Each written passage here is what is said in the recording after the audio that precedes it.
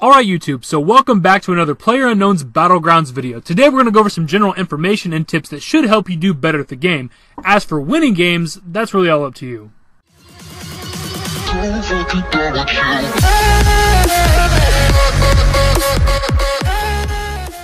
So the things we're going to be looking at in this video should be useful for pretty much everybody, but it's mostly for those that play on Xbox simply because that is the platform that I play on. So we're not going to be looking at Miramar or any of those type of weapons or locations or anything. But again, we're going to be looking at some general information about the game, so these things can pertain to those on PC. I'm assuming if you play on PC, you should have already been playing this game, so you should know some of this stuff anyways. So first and foremost, some very basic information. PlayerUnknown'S Battlegrounds is a battle royale game. You can play solo, duos, and squads. So play by yourself, you can play teams of 2 or teams of 4. And pretty much the only goal of this game is to be the last one or last team alive. We skipped the part of the gameplay where I parachuted in. It's not really necessary to see, but yes, whenever you start the game up, you by yourself or your teammates, you all jump out of a plane, and you just kind of got to parachute down and land wherever it is you guys are planning on landing. Me personally, I have a spot that you're seeing in the background. It's the gameplay we're doing. It's the location that I try to parachute in at every single time because the loot's always pretty decent there. But I recommend as you play the game to find at least a couple locations, because you just never know where the plane's going to be coming in at. Just try to get some locations that you are familiar with so you know where to look at for loot. Pretty much like every other shooter-based game, your character has 100 health, and then each weapon does, so much damage per shot. So weapons can range from anywhere from 1-shot kills to upwards of like 5-shot kills. There are a lot of weapons in this game, so it would take us forever to go over each and every weapon's damage and shots to kill and all that stuff. Plus, I'm sure there's other videos out there for that stuff anyways. Other than being the last person alive, the main focus of the game is the looting system, so let's talk about some of the loot. Right here, we have the 3 most important items in the entire game outside of any weapons you might pick up. We have the helmet, the body armor, and the backpack. The helmet has its own armor value, the body armor has its own armor value, and then the backpack, of course, gives you more inventory space. So here we have me adding the values to each of them. Of course, you want the third one of all of these. You want the best of each of these, but it's kind of cool to know that the body armor is kind of good no matter what. Even a level 1 isn't so different from a level 3. It, of course, will matter in the end, especially if you get into an actual gunfight. There is a huge difference between the helmets, and these are very important because if anybody has a chance, they're going to go for the headshots. And there are certain weapons in the game that can be one-shot headshot kills, but a level 3 helmet can sometimes save you from that. As for the backpacks, it doesn't really matter that much as long as you know how to manage your inventory. A level 1 can be just as good as a level 3, and it won't really matter in the end. A level 3 backpack's not going to help you in a gunfight.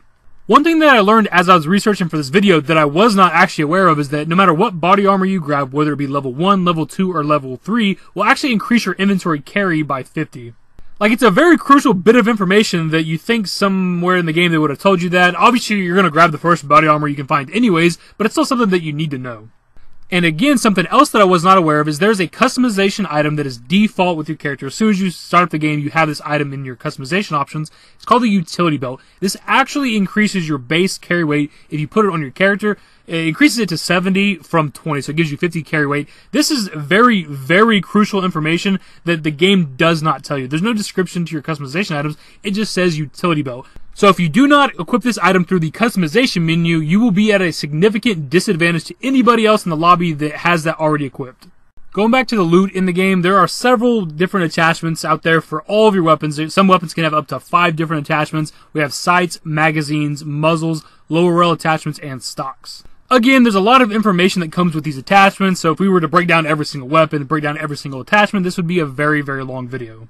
The main things to look out for, in my opinion, are some sort of sight, because you're going to have to engage people at range. People aren't just going to run up on you and let you kill them. That's just not going to happen. Something for the barrel of your gun, either a compensator, flash hider, or suppressor. Me, personally, I think the suppressor is the best attachment in the game. It muffles the sound and your bullet echo for your shots. That's just very, very useful. Secondly would be the flash hider, because then people can't see where the shots are actually coming from. And then a compensator is good for recoil and things. When it comes to the magazine attachment, you really just want to look for the quick draw extended mag, because they have the quick draw magazine, the extended magazine, and then the combination of both. You want that one, of course, so that way you can reload faster and you have a bigger magazine. As for the lower rail attachment or the foregrips, you want the angled one, of course. The angled and the vertical do exactly the same thing, except the angled does the recoil pattern a little bit better, and it makes you aim down sights faster, so obviously that one is far more superior. Still on the looting, we have, of course, health items. Items you can use to get your health back up to 100%. As mentioned previously, you do have 100 health in this game, at least when you start out, and you do not regenerate health at all in this game, so you will require health items if you get into any kind of gunfights. Now, there are 6 health-related items in this game. First up, we have the bandage, which is the lowest tier healing item. We have the first aid kit, which can put you all the way back up to only 75% health. And lastly, we have the med kit, which can take you all the way back up to a full bar. Following these, we have the 3 booster items in the game, which are the energy drink, the painkiller, and the adrenaline shot. Now, using these items actually adds another bar above your health bar, which is the booster bar. And if you fill up, it's broken down into 4 different segments. If you fill up each segment, you will heal more over time. Now, if you can fill up the booster bar to the 3rd and 4th segments, you'll actually get a movement speed bonus. Now, you want to usually do this by taking 1 painkiller and 1 energy drink. Energy drinks fill your booster bar by 40%, and painkillers do it by 60%, so that's why if you take them both together, it fills it up completely, and adrenaline shots can fill it up 100% of the way by itself. Now, these items can be very useful, of course, to get your health bar all the way back up to 100%, because, of course, as we mentioned before, you stop at 75% with the bandages and the first aid kits. If you do not have a med kit, these items can be useful to get you back up to 100% health, but they're also very useful for that speed bonus. If you happen to be trying to outrun the gas wall, or if you already are in the gas wall, you can take 2 of these items, and you can usually outrun it, or at least get to your location quicker. Speaking of the gas, here's all the information you're ever going to need on it right here. This would take me forever to break down each and every circle, its times, its damage, its survival time, all that stuff. So right here, you have everything you ever need to know.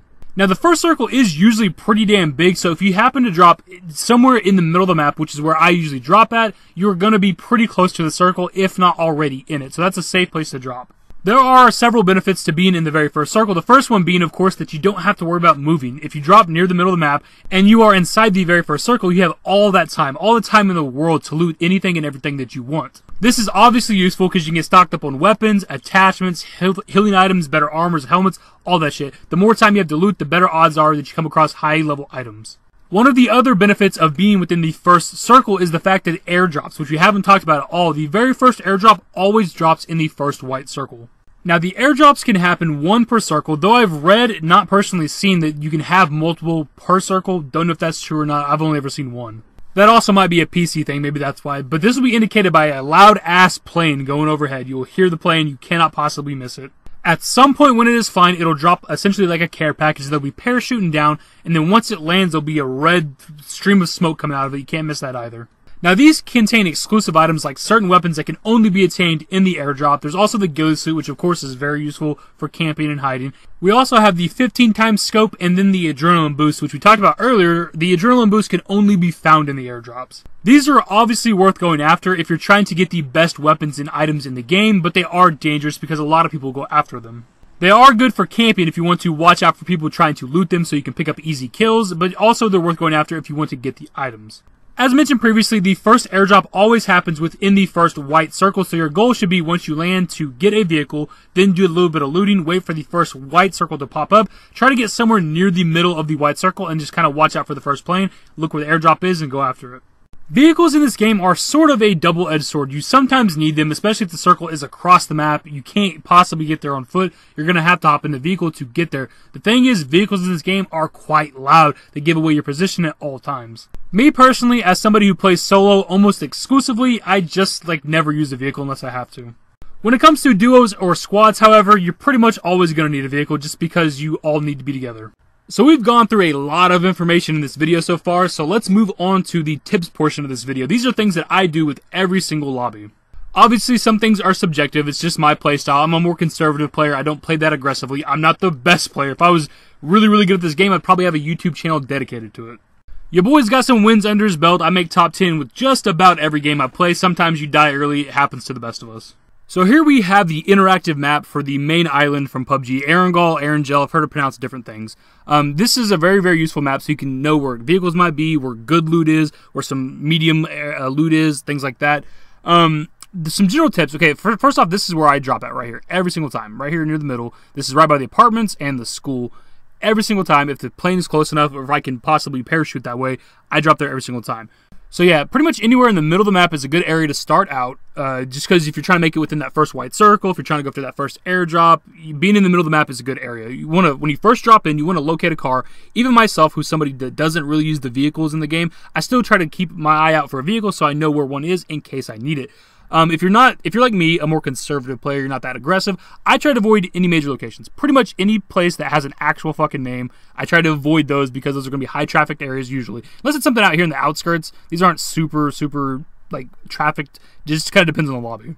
So yeah, if you drop in any major locations like a town, you're almost always going to come across other players, and nothing is more infuriating than dropping down in the game and dying instantly to somebody who found a gun before you. So I avoid those if I can, but some games I'm feeling a little frisky and I might decide to drop into town and get in some gunfights. Do your general looting whenever you get in, try to find all the weapons and stuff, all the major gear that you need, a vest, a helmet, a backpack, 2 primary weapons. You do not need a pistol. Pistols are only useful at the very, very beginning of the game in case you come across somebody before you find a gun. Before you find a good gun, you want to have a pistol, but other than that, you don't ever need them. Free up your inventory, get rid of the pistol and its ammo and any attachments and any ammo that you do not need that don't go to your 2 primary weapons. Get rid of those, make sure your inventory is never full. Some people micromanage their healing items, if they have too much bandages, they drop some or whatever. I don't do that. I grab every first aid, bandage, every booster that I find, though you do kind of want to manage your boosters like your energy drinks and your painkillers just because you might need that speed boost. But at the same time, you might need to use those to get yourself back up to that 100% if you are stuck at 75%, so it just kind of depends on whatever situation you're in. And for me personally, I don't really use the smoke or concussion grenades. I really only care about the frag grenades. So sometimes when I'm playing, I try to remember to drop those just because I'm not really good at them. Some players can use the concussion and smoke. I'm just not one of those.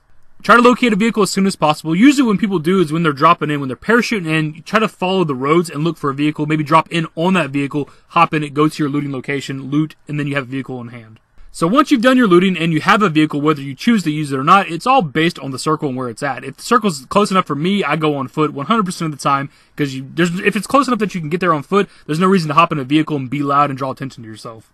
Some people like to, whenever the first circle shows up, hop in a vehicle, especially if your looting's done, and then just drive to the very center of the first white circle. This is good for the first airdrop, of course, as well, so that because it's going to be in that first white circle, but that way you're always within reach of the next circle if you're already in the middle of the very first one.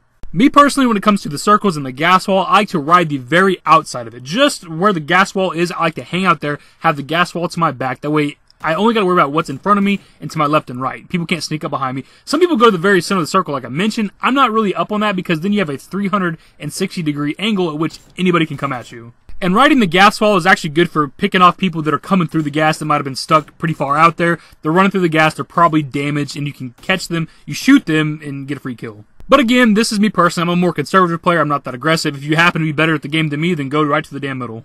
From this point on, as the circles are getting smaller, it's all up to you what happens, whether you want to be conservative or aggressive. Me personally, the goal is to win. The only goal is to win the game, to be the last one alive. So if I kill one person and it's the last guy, and I win, that's all that matters. Some people play super aggressively and they might get 10 kills in the lobby, but they weren't the last one alive, so does any of that really matter? Because your KD is super irrelevant. Nobody else can even really see that. There's absolutely nothing wrong with camping in this game. The goal is to be the last one alive. There is no respawns. You die once, you die completely, the game's over. So if you want to camp in a corner the whole game, do that. That's your playstyle, that's fine. So with all that information, with all the tips that I've given you guys, this is how I play the game. I make it to the top 10, the final circle, like 90% of the time. Winning the game is an entirely different challenge. Once you get to like that top 10, that final circle area, those are the really good players in the lobby. And I'm still learning this game, dude. There's the bullet drop, having to lead shots and things. I come from games like Call of Duty and stuff where you don't have to worry about bullet drop. If you are like a Battlefield player, you might have a really easy transition. Even with all this information and tips that I've given you, winning is really all up to you and how you play it and your own skill level. And I could be one of those people who make a guide video and like, if you follow my tips, you'll absolutely win. And that's not the case. But at the very least, you should go into games now with a lot more knowledge than you had previously if you didn't know a lot of this information. So, with all that being said, I hope this video was absolutely informative for you. I put a lot of effort into it, a lot more than I've ever done with most of my videos, and definitely more than I've ever done with any kind of tip or guide video.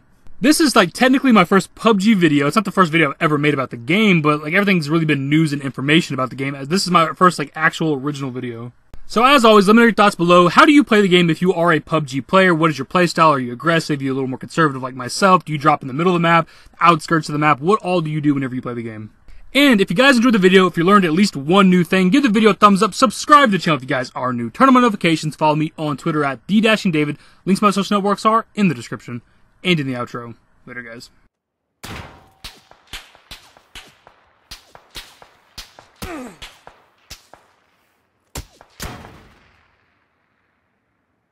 Give